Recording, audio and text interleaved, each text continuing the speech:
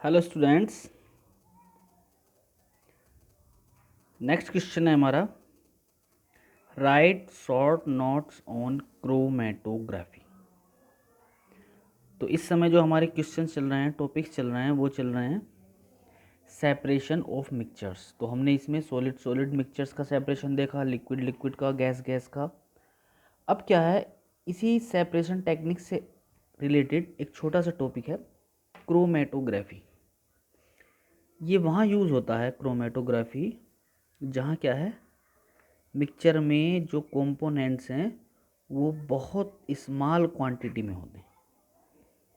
Chromatography actual में क्या है, शुरू में ये कलर जो डाइज में डिफरेंट कलर्स होते हैं, पिगमेंट्स होते हैं, जैसे प्लांट्स के एक्सट्रैक्ट में, उनको अलग करने के लिए ये टेक्निक यूज़ की गई थी। क्रोमा मतलब कलर।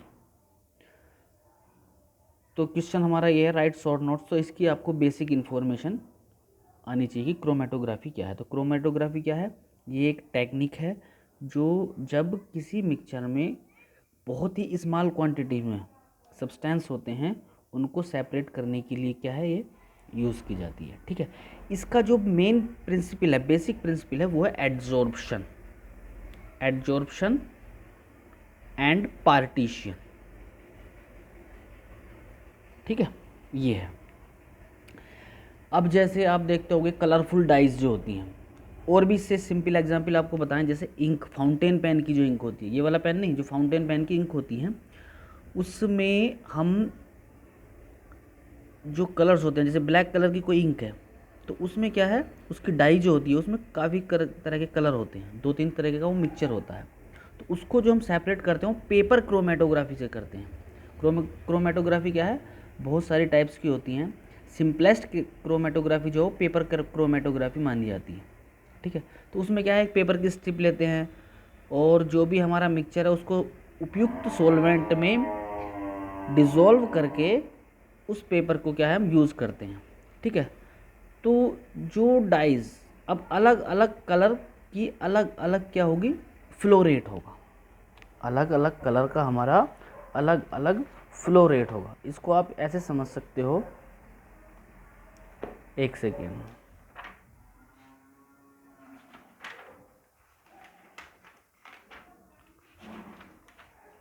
जैसे ये, हाँ ये है, इसको आप समझ सकते हो। देखो इसमें क्या है, जो भी हमारा, जैसे मान लीजिए मिक्सचर है, इसमें कंपोनेंट्स हैं, इनको अलग करना है, तो हम इसमें क्या है, एक पेपर स्ट्रिप यूज़ करेंगे। तो जो डाइज होंगी अलग अलग कलर से क्या हो, अलग अलग कलेक्ट हो जाएंगी, फिर उनको क्या है, सेपरेट कर लेंगे।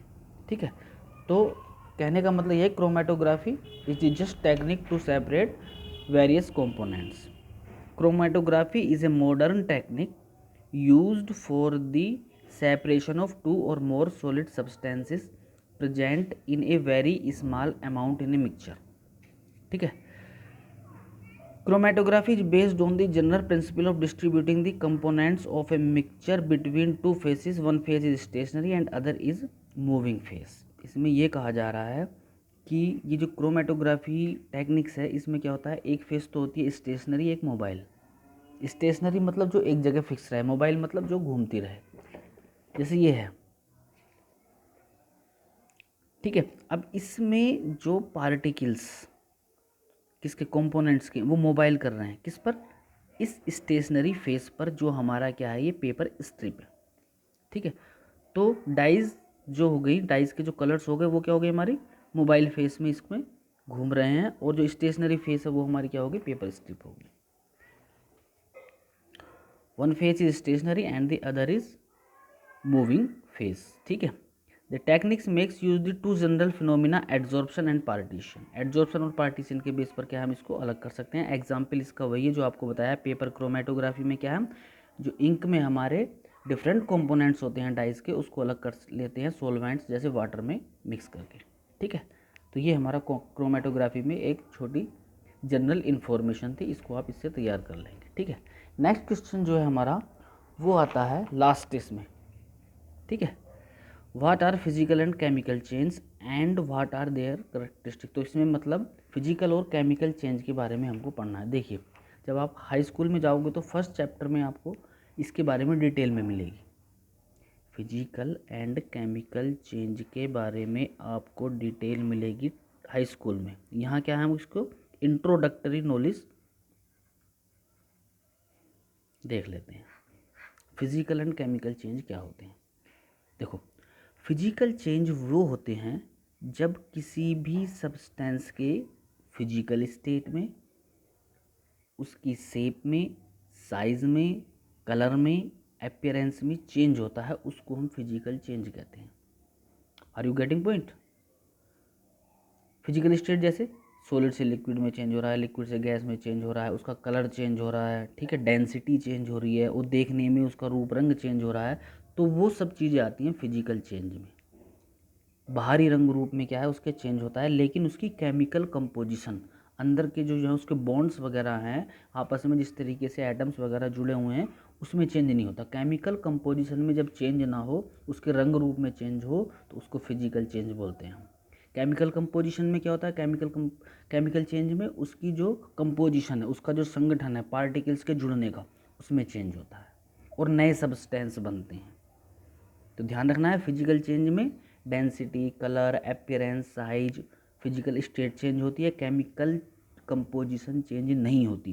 केमिकल चेंज में क्या है, उसकी कंपोजिशन चेंज होती है और नए सब्सटेंस बनते हैं।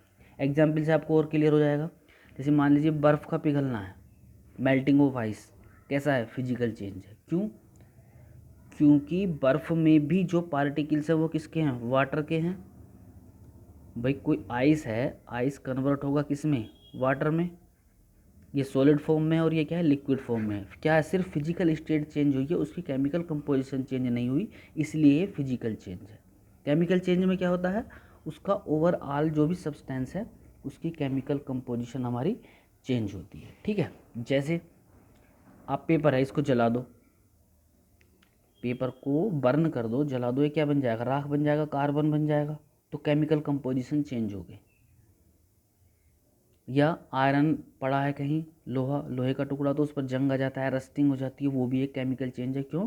क्योंकि उस पर क्या है, एक लेयर जम गई आयरन ऑक्साइड की। ठीक है, तो बर्फ़ का पिघलना फिजिकल चेंज है और पेपर का जलना केमिकल चेंज है। ठीक है, या जैसे बल्ब जलता है, इलेक्ट्रिक बल्ब, उसका बर्न ग्लोइंग भी क्या है, वो फिजिकल चेंज है। क्यों? क्योंकि सिर्फ लाइट वो हो रही है, उसकी जो फिलामेंट है उसकी केमिकल कंपोजिशन में कोई चेंज नहीं हो रहा। ठीक है, तो इस तरीके से हमारे physical change and chemical change के बारे में ये बातें हो गई। सिंपल है, the change in which the physical properties like state, shape, size, appearance, density change होती है, उसको हम फिजिकल चेंज कहते हैं। इसमें केमिकल कंपोजिशन चेंज नहीं होती। एग्जाम्पल इसके दो देने हैं आपको। Melting of ice is a physical change and glowing of an electric bulb is a physical change. Chemical change में क्या है, यही आपको बताया था कि इसमें केमिकल कंपोजिशन चेंज होती है और नए सब्सटेंस बनते हैं, जैसे पेपर का जलना, बर्निंग ऑफ पेपर, या हीटिंग ऑफ केन शुगर। चीनी को आप जलाओ तो क्या है, उसमें से कार्बन मिलेगा और आपको क्या है, कार्बन डाइऑक्साइड, फिर अगर ज़्यादा जलाओगे कार्बन डाइऑक्साइड और वाटर फॉर्म होगा, मतलब न्यू सब्सटेंस बनेंगे। या रस्टिंग ऑफ आयरन है, आयरन के ऊपर जंग लगना। ठीक है, तो ये क्या था, हमारा फिजिकल एंड केमिकल चेंज के बारे में था। तो इस तरीके से ये चैप्टर हमारा क्या है, थ्योरेटिकली फिनिश हो चुका, जो था is matter around us pure. ठीक है, इसमें जो है एक क्वेश्चन मैथमेटिकल आता है, न्यूमेरिकल आता है, कंसंट्रेशन से रिलेटेड, उसको हम नेक्स्ट टर्म पर लेंगे। ठीक है, तो नेक्स्ट क्या है, हम थ्योरेटिकल पार्ट जो था हमारे, आपको जो बताए थे ये 15 क्वेश्चंस, आपके 15 क्वेश्चंस अब तक क्या है, कंप्लीट हो गए। नेक्स्ट टर्म पर हम क्या है, इसका न्यूमेरिकल्स लेंगे और फिर आगे जो भी है आपका जून के हिसाब से आपको इन्फॉर्म कर दिया जाएगा। ठीक है, ओके, थैंक यू।